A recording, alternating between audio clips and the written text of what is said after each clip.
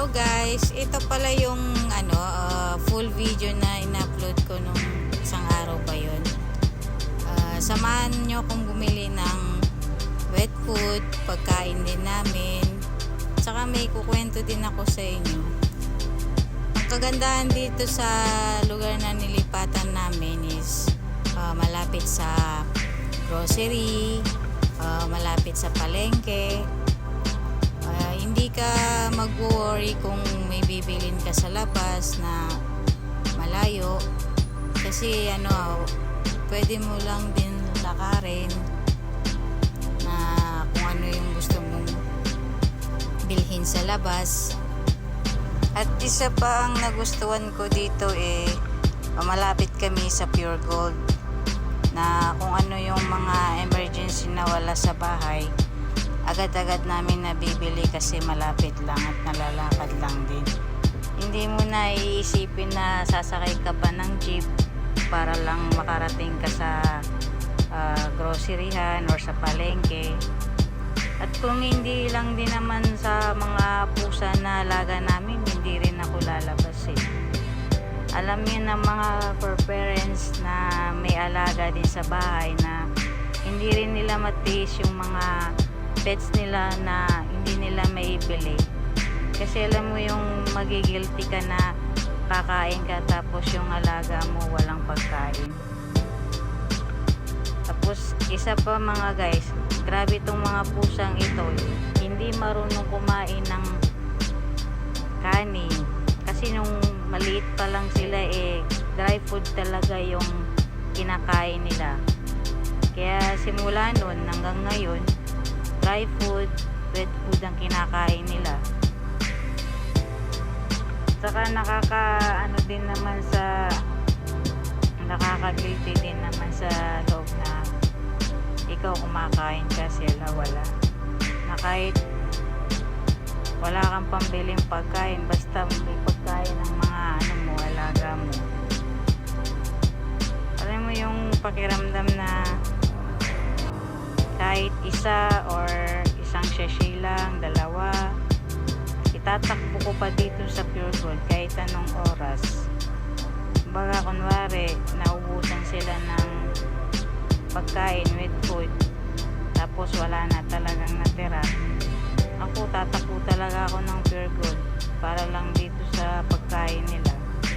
Kasi hindi sila mapakali pag hindi nila nakakain ng wet food, dry food.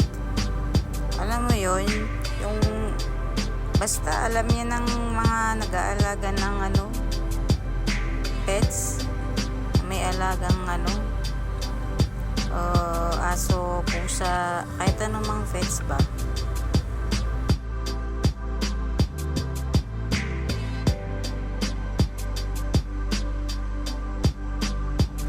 Alam nyo ba guys, dito sa ibang bansa, ang galing kasi may Pure Gold dito. Para ka lang din nasa Pilipinas. Alam mo yung hindi ka ma-homesick. Kasi tingnan mo, may Pure Gold, may McDo, si Kuya, na isa ring nagtatrabaho dito sa ibang bansa. Alam mo yung maiintindihan mo, hindi ka makakapag-adjust sa salita ng mga tao dito. Kasi para lang nasa Pilipinas ka. Pero yan guys, naulan na dyan nung paglabas ko.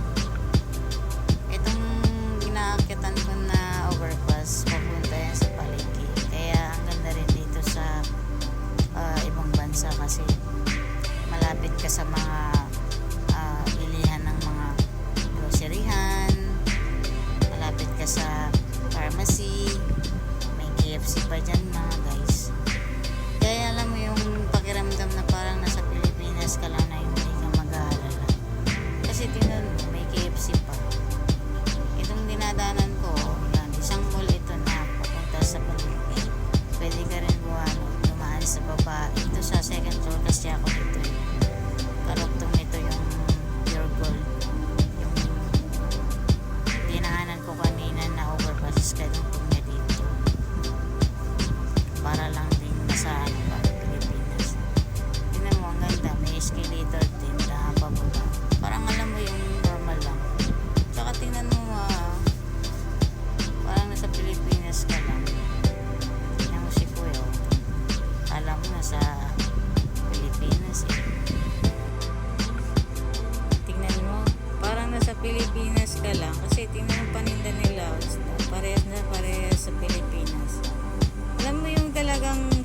mapipil mo na wala ka sa ibang bansa kasi meron silang galonggong, bangos, tilapia, meron din silang tuli, meron din silang yellowfin.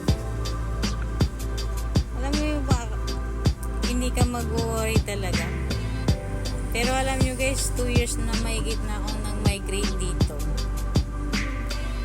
Yun nga lang, minsan namimiss ko ang Pilipinas. Kasi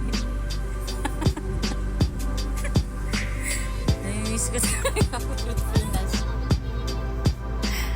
Kasi sa tuwing nakikita ko yung ganitong bilihan sa palengke na may